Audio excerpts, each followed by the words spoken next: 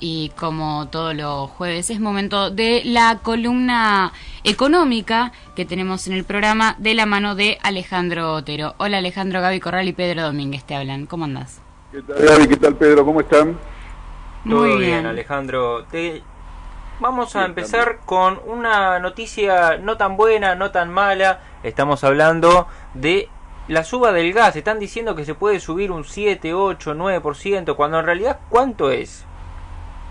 Bueno, es, como decíamos la semana pasada, un aumento más sobre la catarata de incremento que tuvo el año pasado. Todavía no está definido con certeza cuál va a ser el nivel del incremento para la tarifa domiciliaria, pero lo que sí se anunció es que este incremento, sea cual sea, 7, 8, 10, 12, que insisto, se suma a el incremento del 300 y pico por ciento del año pasado, no va a ser, este aumento, sea cual fuera, insisto, no va a ser el último del año, porque hacia fin de año, al igual que sucede con la luz, está previsto otro, cuya magnitud habrá que ver, y un incremento adicional en el año 2018. Es decir, no sabemos la magnitud, pero sí sabemos que van a existir y cuáles van a ser las fechas en que se van a aplicar. Para tener mayor certeza, Pedro, esperemos que corran un poquito más los días.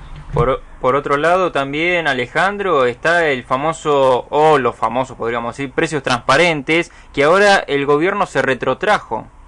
Ah, sí, un verdadero retroceso en toda la línea. Recordemos que en su momento implementó un programa que se dio en llamar Precios Transparentes, que lo que buscaba, según dijeron, era sincerar el interés implícito que estaba incluido en los pagos a cuotas. Recuerdan ustedes que hasta ese momento existía el famoso 12 cuotas, que a través de 12 cuotas fijas permitía que uno pudiera comprar aquello que no podía pagar de modo cash, en efectivo, en un solo pago.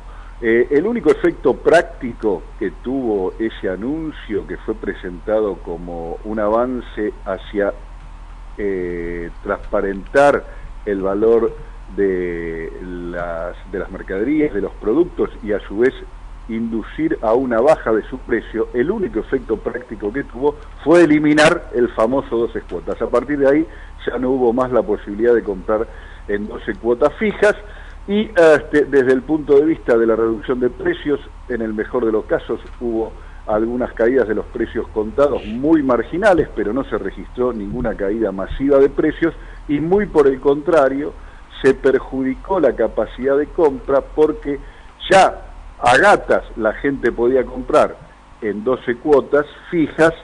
De ninguna manera pudo sustituir esa posibilidad por poder comprar en efectivo, donde tenía que hacer un solo pago, aquello que antes pagaba en 12 cuotas, y si el descuento era de 2-3%, no había diferencia en el valor final del bien, y entonces, si apenas lo podía pagar en cuota, mucho menos lo podía hacer en un solo pago de contado, y por lo tanto el consumo se deterioró. A la luz de todos estos resultados, la protesta generalizada del público, las quejas y los fastidios, entonces este programa está siendo retirado de escenas, en un retroceso en chancletas escandaloso, y vuelve la posibilidad de compra en cuotas fijas, entre 3 y 6 pagos en principio. Es decir, se vuelve a retrotraer la situación a la condición previa a la implementación de este programa, que, insisto, fue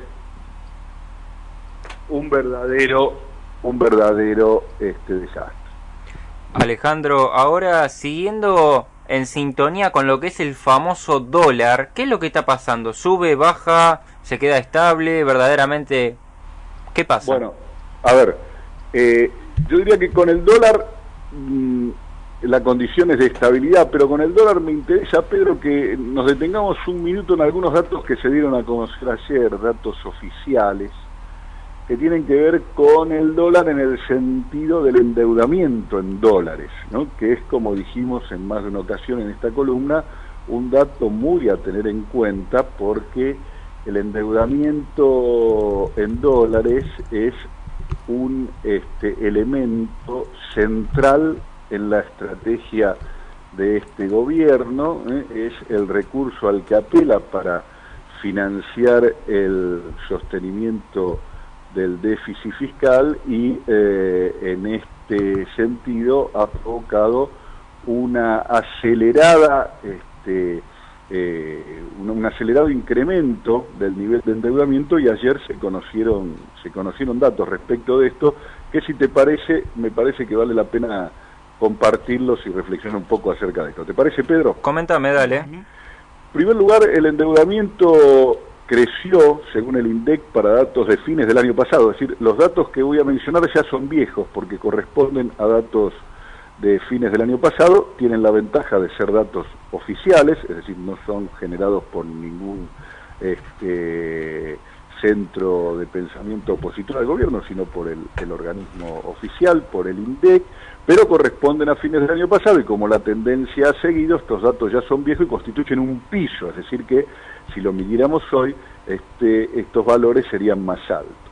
El crecimiento del endeudamiento en dólares hace que a fines del año pasado la deuda externa en dólares de la Argentina llegue al total de 192.000 millones de dólares, de los cuales dos terceras partes corresponden al sector público, es el Estado el que se ha endeudado, como decíamos, siguiendo esta política deliberada de financiar el gasto público con endeudamiento externo, y un tercio corresponde a las colocaciones de los privados.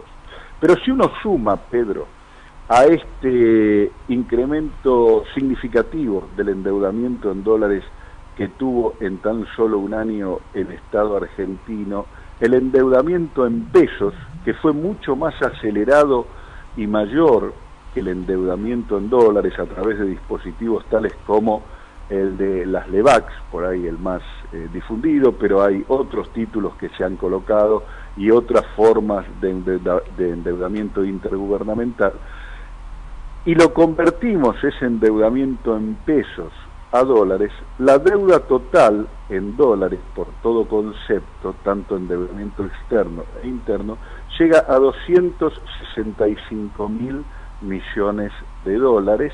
Eso equivale a un poco más de la mitad del Producto Bruto de la Argentina. Son más de 5 veces las reservas que tiene el Banco Central, y constituye una cifra y un porcentaje relativo de variables claves de la economía, como decíamos, el Producto Bruto o las reservas, que el país no tenía desde hacía muchísimo tiempo.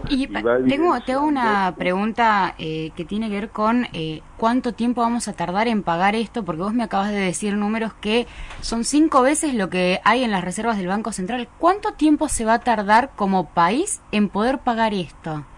Bueno, eso es difícil de saber porque la deuda siempre se renegocia y los plazos se estiran, porque el negocio de los que prestan no es que la deuda se pague, sino que, es decir, no es que la deuda se termine de pagar, sino que se pague constantemente. Es decir, el negocio del que presta, el negocio del acreedor, es cobrar los intereses y la amortización de la deuda, si fuera posible, de por vida.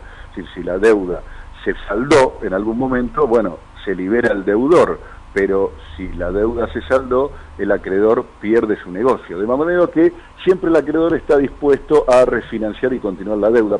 Pero antes de conocer las consecuencias futuras, que sería de algún modo, como te digo, Gabriel, hacer futurología, me parecía importante ver las consecuencias presentes, lo que ya está pasando, no lo que va a pasar.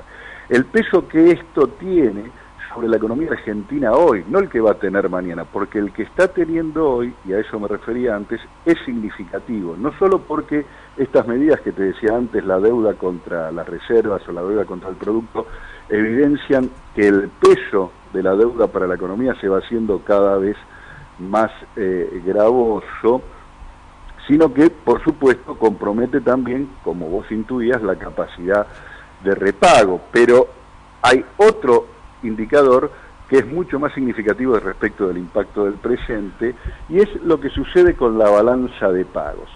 ¿Qué es la balanza de pagos? La balanza de pago mide, contabiliza las entradas y salidas en divisas del país por todo concepto. Hay una parte muy importante que es el saldo de la balanza comercial. ¿Qué es la balanza comercial? La balanza comercial es la diferencia que queda entre las exportaciones y las importaciones, es decir, lo que el país exporta versus lo que compra al exterior, es decir, las importaciones. El año pasado sucedió una cosa muy curiosa y muy interesante.